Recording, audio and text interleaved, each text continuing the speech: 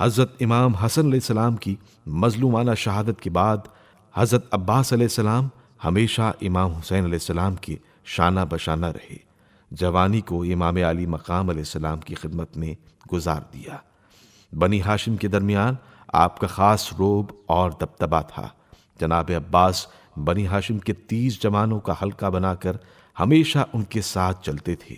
یہ حلقہ ہمیشہ امام حسین علیہ السلام کے ساتھ ساتھ رہتا اور بنی ہاشم کے یہ جوان ہر وقت امام حسین علیہ السلام اور اہل بیت علیہم السلام کا دفاع کرنے کو تیار رہتے تھے۔ اور اس رات بھی جب ولید نے معاویہ کی موت کے بعد یزید کی بیعت کے لیے امام حسین علیہ السلام کو شب کی تاریکی میں دارالامارہ میں بلایا، تب بھی یہ 30 جوان جناب عباس علیہ السلام کی سربراہی میں امام حسین علیہ السلام کے ساتھ دارالامارہ پہنچے اور امام علیہ السلام کے حکم کے مطابق باہر انتظار کرتے رہے تاکہ اگر ضرورت پڑے تو فوراً امام علیہ السلام کا دفاع کرنے کو حاضر ہو جائیں۔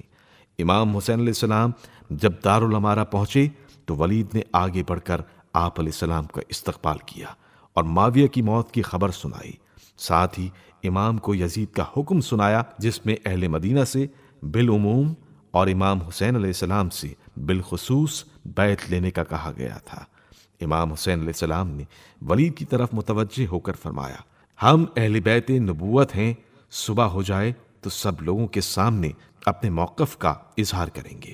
مروان ابن حکم جو ولید کے پاس موجود تھا کہنے لگا، یا امیر، انہیں جانے نہ دیجیے، اگر یہاں سے باہر چلے گئے تو پھر آپ کے ہاتھ آنا مشکل ہے، یہیں ان سے بیعت لے لو، نہ ماننے کی صورت میں ان کی گردن اڑا دو۔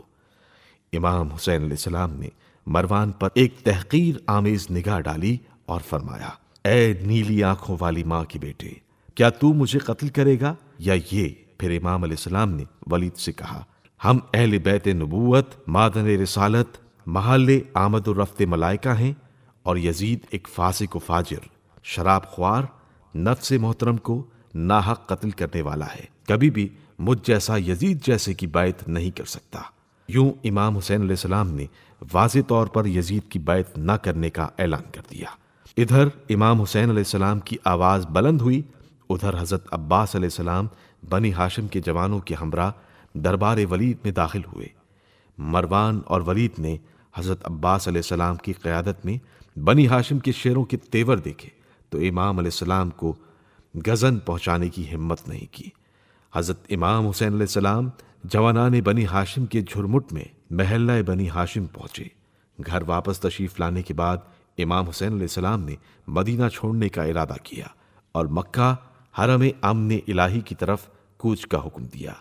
بہت سی بزرگ شخصیات اس سفر میں امام حسین علیہ السلام کی ہمراہی سے محروم رہیں، لیکن حضرت عباس علیہ السلام نہ فقط ان مشکل حالات میں امام علیہ السلام کے ساتھ رہے بلکہ انہوں نے امام کے تمام امور اور اہل خانہ کی سرپرستی اپنے ذمے لی اور اس کاروان کی علمداری کا حق نبھایا۔ تمام ممکنہ خطرات کے سامنے سینہ سپر ہو کر آگے بڑھتے رہے، یہاں تک کہ مکہ مکرمہ پہنچے۔ یہ جناب عباس علیہ السلام کی جوانی کے چند ایک گوشے تھے جن کی طرف اشارہ کیا گیا۔ اس کے بعد واقع کربلا ہے کہ جہاں عباس علیہ السلام پروانے کی طرح امام حسین علیہ السلام کے ارد گرد چکر کاٹ رہے ہیں کہ کہیں سے کوئی میرے مولا کو گزن نہ پہنچا دے۔ سلام ہو عباس کے کٹے ہوئے بازوؤں پر، سلام ہو عباس کی جانثاری اور وفاداری پر۔